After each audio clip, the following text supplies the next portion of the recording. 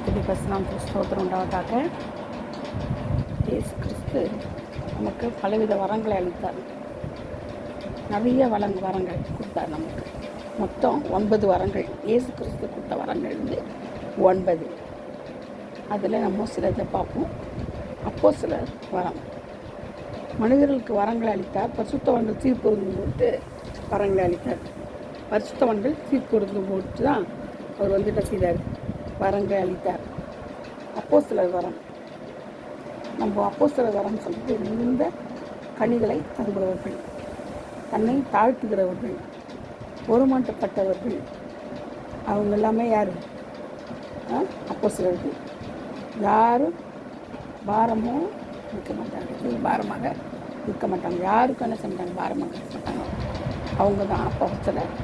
அதுதான் அப்போஸ்தலர் வரம் இல்லையா? அதுக்கப்புறம் தீர்க்க தரிசன வரம் கொடுக்குறாரு ஆண்டவர். சுவிசேஷக வரம். இந்த மாதிரி சில வரங்களை ஆண்டவர் கொடுக்குறாரு. மேய்ப்பர்கள் வரம். இந்த மாதிரி பல வரங்களை ஆண்டவர் கொடுக்குறாரு. கர்த்தருக்கு ஸ்தோத்திரம் உண்டாவதாக. ஆமென்.